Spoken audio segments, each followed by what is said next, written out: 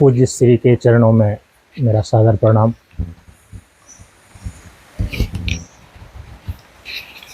जी स्वामी जी, आपके श्रीमुख द्वारा शंका समाधान की जो श्रृंखला आरंभ हुई है, आज उसके तीसरे भाग में प्रवेश करने जा रहे हैं। और स्वामी जी, ये योग और वेदांत दोनों ही ईश्वरवादी दर्शन है। जी हाँ जी। जिसमें कि योग जो है ईश्वरवादी होते हुए भेदवादी दर्शन है, हाँ जी। और वेदांत जो है अद्वैत वेदांत के अनुसार से ये ईश्वरवादी होते हुए अभेदवादी है। जी हाँ जी। अब जो भेदवादी ईश्वरवादी के रूप में योगी लोग हैं, तो इनके भेद में मुख्य रूप से तो यही भेद देखा जाता है कि जो पुरुष और पुरुष विशेष, और तीसरी चीज है प्रकृति। तो जीव स्थानीय पुरुष है योग दर्शन में, और ईश्वर स्थानीय पुरुष विशेष हो गए। तो जीव और ईश्वर का भेद योग दर्शन में, पुरुष और पुरुष विशेष में भेद। तो पुरुष तो स्वरूपतः एक ही है, भले ही संख्या में अनेक हैं, और पुरुष विशेष। ने पुरुष एक है मतलब क्या है? जैसे कि जीव स्थानीय उसमें पुरुष हैं योग दर्शन में, ठीक है। क्योंकि चूंकि योग और वेदांत के पुरुष को एक कैसे कह रहे योग के हिसाब से? पुरुष का अर्थ क्या है? पुरुष स्वरूप उनका एक ही जैसा है। जी जी, एक पुरुष है। हाँ। एक पुरुष विशेष है। नहीं, एक पुरुष नहीं है। एक का यहाँ पर मतलब है कि एक पुरुष मतलब कि पुरुष, पुरुष विशेष और प्रकृति। पुरुष के दो श्रेणी है। जी जी, पुरुष के दो श्रेणी। हाँ, एक जो है पुरुष विशेष है, हाँ, और बाकी सब अनेक पुरुष। अनेक पुरुष है। तो अनेक पुरुष जो है हाँ। वो जीव स्थानीय है। यदि उधर से वेदांत से हम तुलना करके देखेंगे, ठीक है, बोल लीजिए। उसमें जीव और ईश्वर का जैसे भेद दिखाया, अभेद दिखाया गया है, तो वह उसी परताल में यदि योग के अंदर जीव और ईश्वर का भेद हम देखेंगे, माने जैसे न्यायिक कहते जीवात्मा और परमात्मा। जी, जीवात्मा और परमात्मा। हाँ, तो जीव पुरुष और ईश्वर पुरुष योग के हिसाब से। जी हाँ, ठीक है, ऐसा कहना चाहे तो कह लीजिए। तो वही पुरुष विशेष हो गया। जी, और ईश्वर पुरुष जो है इधर पुरुष मात्र हो गया, माने जीव पुरुष। जी हाँ। जीव पुरुष और ईश्वर पुरुष। हाँ जी। और ईश्वर पुरुष को ही वहां पर पुरुष विशेष कहा जा रहा है, और इधर जो पुरुष है वो पुरुष मात्र हुआ। और तीसरी चीज है प्रकृति है। हाँ जी। तो पुरुष जो है ये तो स्वरूप से निर्गुण ही है। हाँ जी। चेतन भी है। हाँ जी। और नित्य भी है। हाँ जी। और जो पुरुष विशेष के रूप में ईश्वर है, तो क्लेश कर्म विपाक और आशय, ये जो चार दोष हैं, इससे तो अपरामृष्ट हैं ही। हाँ। और स्वरूप से तो पुरुष मात्र भी इन चारों दोषों से अपरामृष्ट ही है। जी हाँ जी। तो स्वरूप से तो उसमें स्वरूपतः अभेद ही है पुरुष मात्र। उसमें उसमें जो है संशय पैदा हो सकता है। स्वरूपतः अभेद कहेंगे तो ऐसा कही कि स्वरूपतः एक जैसा है, एक जैसा, एक नहीं कहिएगा। और यहाँ पर दोनों में भिन्नता केवल संख्या को लेकर के होगी क्या? क्योंकि पुरुष मात्र तो अनेक है। केवल संख्या केवल नहीं होती है। पुरुष का जो स्वरूप है, प्रत्येक पुरुष का, जी, प्रत्येक पुरुष का स्वरूप ही अलग अलग है। स्वरूपगत भेद है ना, संख्यागत भेद नहीं, पुरुषगत भेद है। हाँ, स्वरूपगत। पुरुष, प्रत्येक पुरुष स्वरूपतः अलग है। ये द्वैतवादियों का सिद्धांत है, चाहे न्यायिक हो, चाहे सांख्य हो, चाहे प्रत्येक पुरुष हाँ स्वरूपतः ही एक दूसरे से भिन्न है। अच्छा। लेकिन अनेक होते हुए भी सभी पुरुषों का हाँ, स्वरूप एक जैसा है। एक जैसा है, हाँ जी। एक नहीं है। एक कैसे होगा जब ये खुद ही एक नहीं है, तो स्वरूप को एक कैसे कहेंगे? तो ये कि ये भिन्नता हो गई हाँ जीव और ईश्वर को लेकर के। हाँ जी। और बहुत सारी भिन्नता और है। दूसरी, यदि एक भिन्नता उसमें ये देखी जाए, और दूसरी भिन्नता, दूसरा भेद प्रकृति को लेकर के, प्रकृति पुरुष का, प्रकृति पुरुष विशेष का, दोनों का ही भेद है, क्योंकि एक जड़ है, एक चेतन है। प्रकृति बिल्कुल अलग चीज है जी प्रकृति अलग माने पूरा जगत, जी। प्रकृति के जो विकृति हैं उन सब से बिल्कुल अलग एक सत्ता है ईश्वर या जो जीव पुरुष है, ये सब। और अपने यहाँ ऐसा अभी यहाँ पर इसमें से, क्योंकि अपने अभी मैं इसमें जो समझ रहा था, हाँ ये समझ रहा था कि जो पुरुष मात्र संख्या में भले अनेक हैं, हाँ लेकिन स्वरूप से निर्गुण है, चेतन है, नित्य है, चारों दोषों से रहित है स्वरूपतः। हाँ जी। केवल संख्या में अनेक है। हाँ। और पुरुष विशेष जो ईश्वर है, वो चारों दोषों से नित्य मुक्त होते हुए वह संख्या में केवल एक है। इतना भेद है। ना ना ना ना। अब यहाँ पर हुआ कि नहीं, जितने भी अनेक पुरुष हैं स्वरूपतः उसमें सब भिन्न भिन्न भिन्न है। और पुरुष विशेष भी स्वरूपतः सबसे अलग है, और सबके सब विभू होते हुए भी परिच्छिन्न है। विभू भी और परिच्छिन्न भी। हाँ जी। विभू माने उनके हिसाब से सब व्यापक है, देश की दृष्टि से व्यापक है, काल की दृष्टि से व्यापक है, लेकिन वस्तुगत भेद एक दूसरे से। इसलिए हमारे यहाँ जो अपरिच्छिन्नता है वो सत्ता को लेकर के कही जाती है। एक ही सत्ता है जी। फैला हुआ है, इतना मात्र से नहीं है। तो फिर आकाश अपरिच्छिन्न हो जाएगा। फिर आकाश को तो हम अपरिच्छिन्न नहीं मानते हैं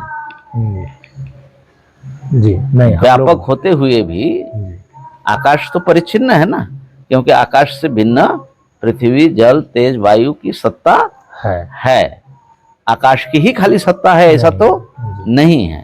तो वेदांत के जो ब्रह्म है उसी की खाली सत्ता है, और किसी की सत्ता, उनसे अतिरिक्त किसी की सत्ता नहीं है। तो इसीलिए ब्रह्म अनंत है, सत्यम ज्ञानम अनंतम। लेकिन उनका पुरुष तो बिल्कुल अलग है ना, सबसे अलग पड़ा हुआ, प्रकृति से, अन्य सभी पुरुषों से अलग पड़ा हुआ एक स्वरूप है।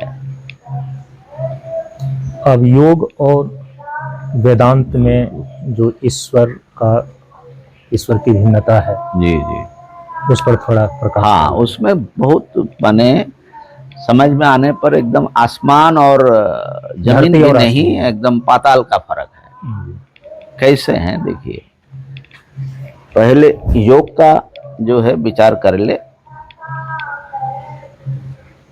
तो योग का जो ईश्वर है वो सर्वज्ञ है। तत्र निरतिशयम सर्वज्ञ बीजम, है ना, ये क्लेश कर्म विभागाशय के बाद ही आया है।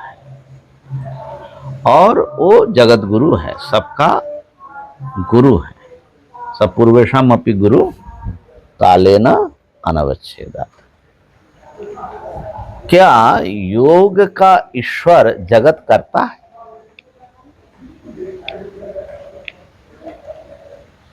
किसी किसी टीकाकार के अनुसार से निमित्त कारण कहीं कहीं। निमित्त कारण मतलब क्या?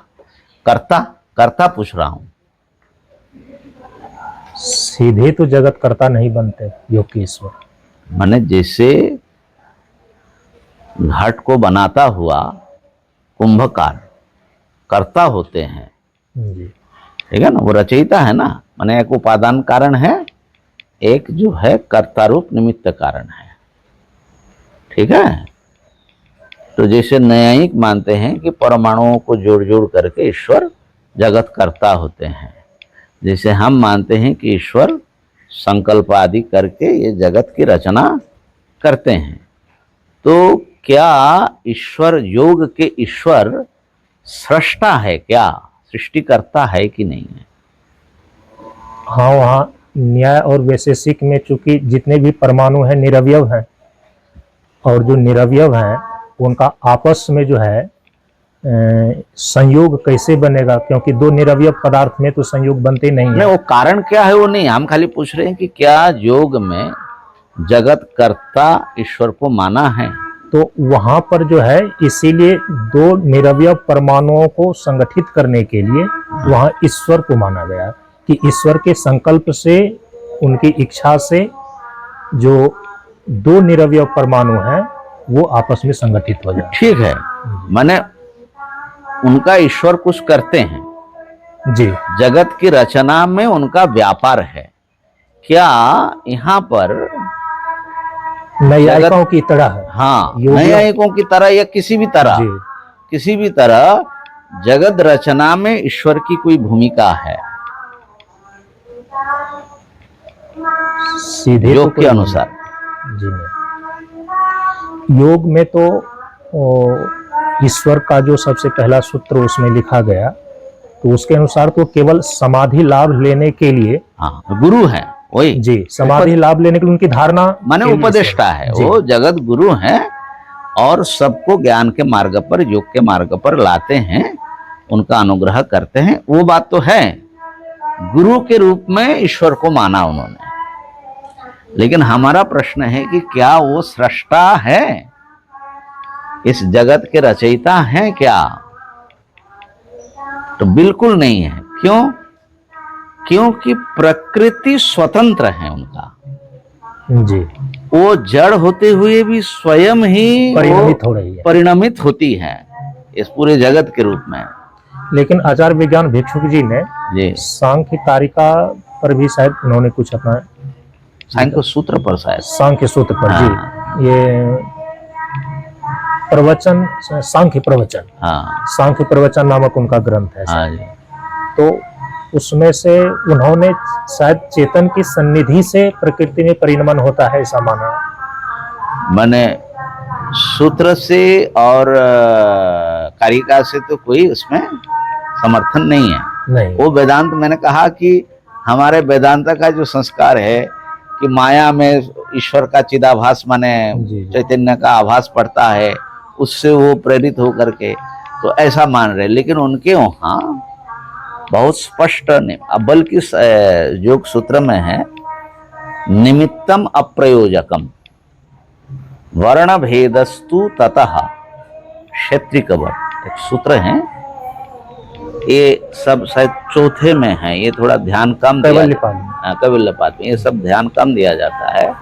तो निमित्त को उन्होंने कारण माना ही नहीं, निमित्त कोई कारण नहीं होते।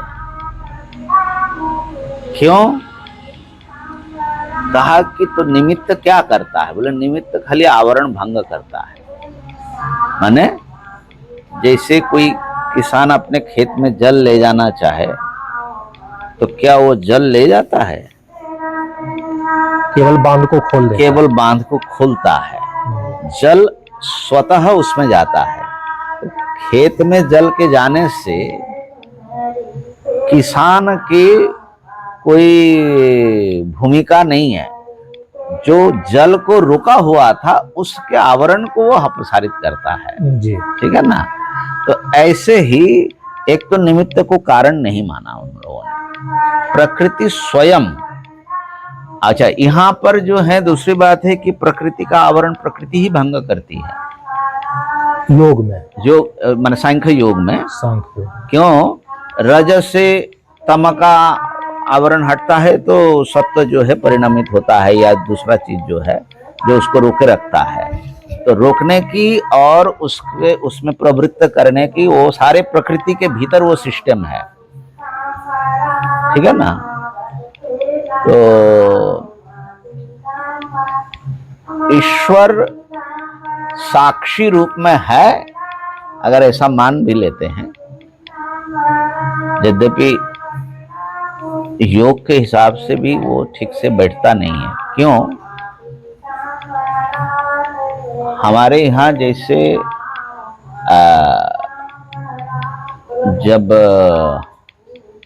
सुषुप्ति का भी साक्षी होता है, समाधि का भी साक्षी होता है, लेकिन उनके यहाँ जब निरोध हो जाता है तो निरुद्ध चित्त जो है किसी भी रूप में ज्ञात नहीं होता सीधे, वो जब जगते हैं तो कितना समय तक वो रहा उसके अनुसार वो अंदाजा लगाते हैं, अनुमान लगाते हैं।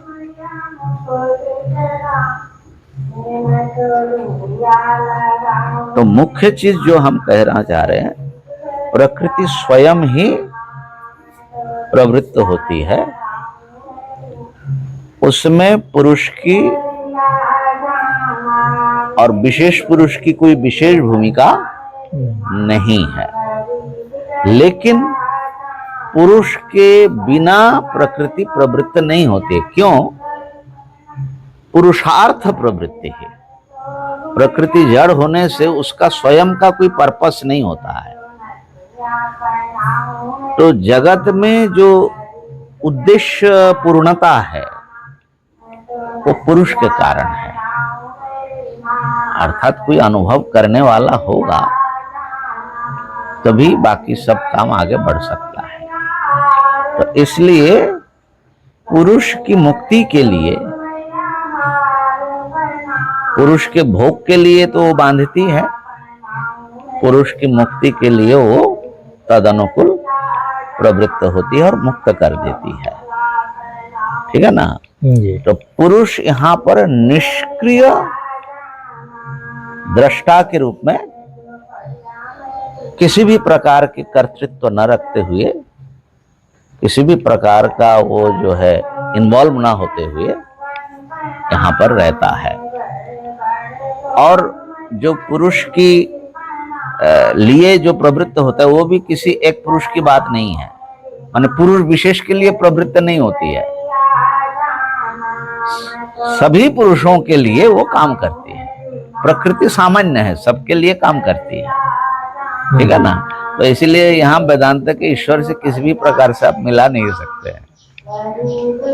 तो पहली बात तो वो सृष्टा ही नहीं है, और जो सृष्टा नहीं है उनको ईश्वर कहना, ईश्वरवादी जो है ना वो जगत कर्ता मानते हैं ईश्वर को, या जगत कर्ता कोई है उसका नाम ईश्वर रखते हैं। तो इसलिए योग में असल में देखो तो जगत कर्ता रूप ईश्वर नहीं है जी। अच्छा, अपने यहाँ भगवान जगत रचते भी हैं और मुक्त भी करते हैं, माने उपदेश दे करके ज्ञान भी देते हैं, गुरु भी है। तो जगत गुरु के रूप में अगर जगत गुरु माना जाए और उनको ईश्वर कहा जाए तो उस योग का ईश्वर उस स्थानीय होगा, जगत कर्ता के रूप में नहीं। जगत गुरु, सबके गुरु, सबके गुरु एक बैठे हैं जिनसे ज्ञान और योग ये सब परंपराएं चली। जगत अनुग्रह करता है। हाँ, अनुग्रह करते हैं, अनुग्रह करता है। हाँ, अनुग्रह करते किस प्रकार? जगत करता नहीं है। नहीं, ये सारे साधन परंपराएं जो हैं, है ना, माने अथ योगानुशासनम। ए बाबा कुलदीप, एक मच्छर का वो ले, यहाँ बैठा नहीं जा रहा है। तो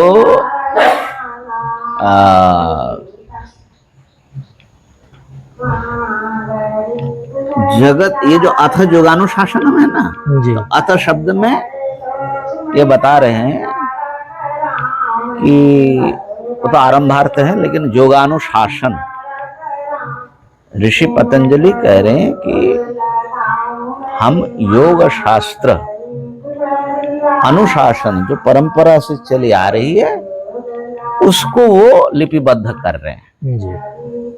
तो वो योग के आदिकर्ता नहीं है, उन्होंने अपने गुरु से पाया, उन्होंने अपने गुरु से पाया। ठीक है ना? कब से कहां से चली ये जो गुरु परंपरा है, तो योग के हिसाब से हिरण्यगर्भो योगस्य नान्य वक्ता पुरातना। जी। हिरण्यगर्भ ब्रह्मा जी से योग का प्रारंभ मानते हैं। ठीक है ना? और हिरण्यगर्भ चूंकि जन्म होता है हिरण्यगर्भ का, वो तो नित्य ईश्वर नहीं है। नहीं। तो हिरण्यगर्भ का जो ब्रह्मांडम विदधाति पूर्वम, तो उनके भी आदि कर्ता, आदि गुरु के रूप में, कर्ता नहीं, गुरु के रूप में एक नित्य ईश्वर को उन लोगों ने माना, जहां जो सनातन गुरु हैं और हमेशा से सबको वो अनुग्रह करते हैं। और ईश्वर प्रणिधान भी सफल ऐसे ही होता है कि अगर ईश्वर का कोई भक्ति पूर्वक चिंतन करता है, तज्जपस तदर्थ भावनम करता है, तो ईश्वर उसके प्रति अभिमुखी भवति, ऐसा लिखते हैं। और तम अनुगृह्णाति अभिध्यान मात्रेण, ईश्वर के मन में ऐसा संकल्प होता है कि इसका मंगल हो जाए, तो वो सत्य संकल्प है। सत्य संकल्प होने से उसके प्रतिबंध सब दूर हो जाते हैं। इस प्रकार से वो मदद करते हैं।